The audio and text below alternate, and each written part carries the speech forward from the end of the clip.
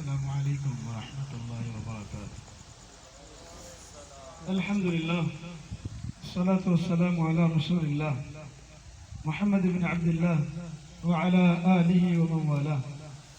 اعوذ باللہ من الشیطان الرجیم، بسم اللہ الرحمن الرحیم۔ وَأَن لَيْسَ لِلْإِنسَانِ إِلَّا مَا سَعَى، وقال اللہ عز وجل وَذَكِّرْ فَإِنَّ الذِّكْرَى تَنفَعُ الْمُؤْمِنِينَ۔ حضور آئے تو سر آفرینش پا گئی دنیا، حضور آئے تو سر آفرینش پا گئی دنیا، اندھیروں سے نکل کر روشنی میں آ گئی دنیا۔ محترم و معزز سامعین کرام، مجھے اس ادارے میں آئے ہوئے 2017 13 اگست اور آج تاریخ آپ کے سامنے ہے۔ الحمدللہ اس ادارے کی بنیاد حضرت سید سلطان شاہ نقوی حافظہ اللہ تعالی متعنا اللہ بطول حیاتہ، اللہ ان کو صحت ایمان عافیت والی زندگی سے نوازے۔ محترم بھائیوں، انسانی زندگی میں بڑے بڑے مراحل یہ سب چیزیں آتی رہتی ہیں، لیکن آپ حضرات یہاں پر تعلیم حاصل کرنے کے لیے آئے ہیں، تو آپ کے لیے یہاں پر بہترین مواقع موجود ہیں، آپ ان سے بھرپور فائدہ حاصل کریں۔ اگر نظر دوڑائی جائے حضرت رسول اللہ صلی اللہ علیہ وسلم کی زندگی کی طرف، تو آپ کو پتا ہے کہ آپ نے کتنی مشکل سے اپنی زندگی کے ایام گزارے ہیں۔ آپ کے بچپن کو دیکھیں، آپ نے کہاں دیس پردیس میں ایام گزارے، آپ کی جوانی کو دیکھ لیجئے، آپ کے بڑھاپے کو دیکھ لیجئے، آخر مدینے میں گئے ہیں تو وہاں پر آپ کو کہیں جا کر سکون ملا ہے۔ معزز سامعین کرام، محنت، جب انسان محنت کرنے لگ جاتا ہے تو معاشرے میں، ایک علاقے میں، سوسائٹی میں، اپنے ملک میں اپنا ایک نام پیدا کر لیتا ہے۔ محدثین کی طرف اگر نظر دوڑائی جائے تو تاریخ بغداد میں امام بغدادی رحمہ اللہ نے ایک واقعہ نقل کیا ہے جس کو میں آپ کی نظر کرتا ہوں۔ اس طرح سے 2 طالب علم تھے، ان کو بھوک لگی، کھانے کی تلاش میں نکلے ہیں، کھانا کہیں سے نہیں ملا۔ رستے میں ایک آدمی آ رہا ہے جو مچھلی بیچتا ہے، اس سے مچھلی خریدی ہے، آئے ہیں، مغرب کی نماز پڑھی، نماز کے بعد دونوں نے اپنی اپنی کتابیں اٹھائی ہیں اور اپنا اپنا پڑھنا شروع کر دیتے ہیں۔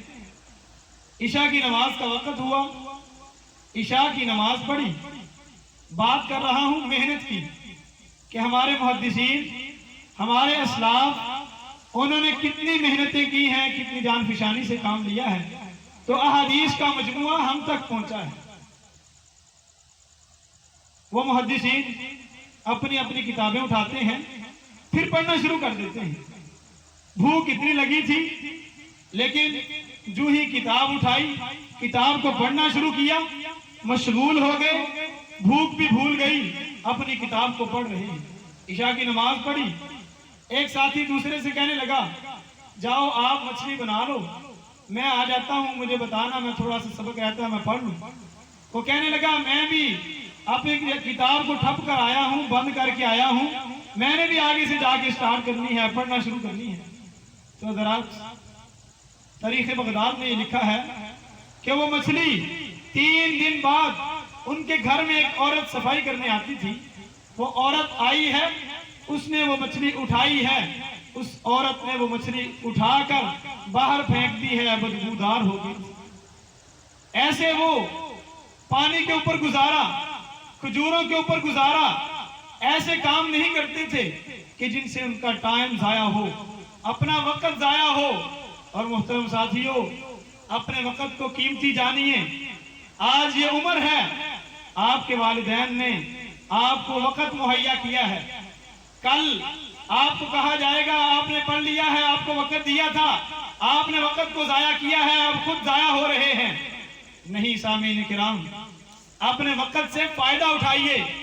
ادارے نے آپ کو وقت دیا ہے، ادارے نے آپ کے لیے اچھے سے بہترین اساتذہ مہیا کیے ہیں، اگر آپ ان سے فائدہ نہیں اٹھائیں گے تو حضرات ایک بات یاد رکھیے، کل قیامت کا دن ہوگا، جو لوگ آپ کے اوپر خرچ کرنے والے ہیں، جو آپ کے اوپر صرف کرتے ہیں، جو آپ کے اوپر اپنا پیسہ ثواب کی نیت سے لگا رہے ہیں، کل قیامت کا دن ہوگا، ان کے ہاتھ ہوں گے اور ہمارے گریبان ہوں گے۔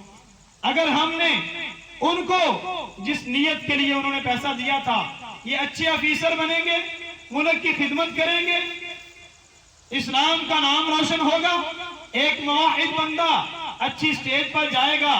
اگر بھائیوں ہم نے یہ نہ سیکھا تو کہیں ایسا نہ ہو کہ کل قیامت کا دن ہو اور ہم بھاگ رہے ہوں، ہمارے پیچھے کوئی لگا ہوا ہو۔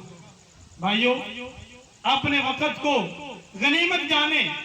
اسی طرح سے محدث پاکستان علامہ عبد المنان وزیر آبادی آج پاکستان میں اہل حق اہل حدیث کے جتنے بھی علماء ہیں، پورے پنجاب خاص کر ہندوستان میں پاکستان میں جتنے بھی علماء ہیں بر صغیر میں، وہ کسی نہ کسی ذریعے سے علامہ عبد المنان وزیر آبادی کے شاگرد لگتے ہیں۔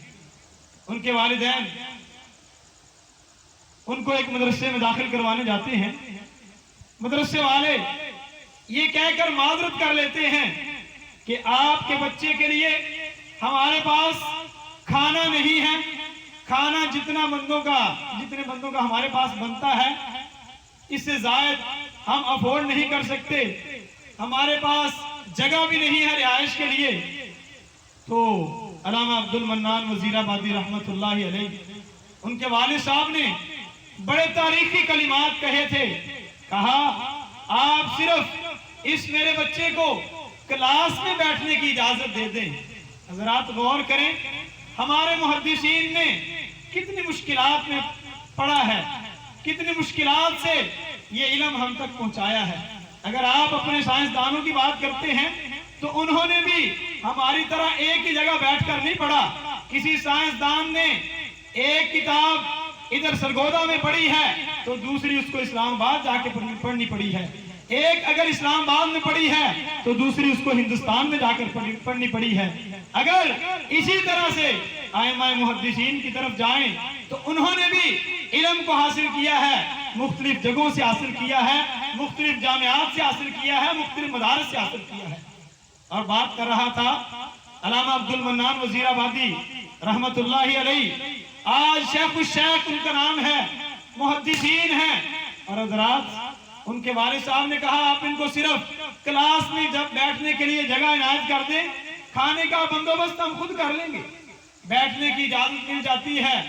اور حضرات تمام طلبہ اپنی اپنی کاپیاں لے کر آتے ہیں اور محدث دیار محدث بر صغیر علامہ عبد المنان وزیر آبادی رحمت اللہ علیہ بغیر کاپی کے بغیر پینسل کے بیٹھے ہیں، اور تمام بات جب کلاس ختم ہوتی ہے تمام اپنے کلاس فیلو سے کہتے ہیں آؤ میرے سے جو سننا ہے تم سن لو۔ کیوں؟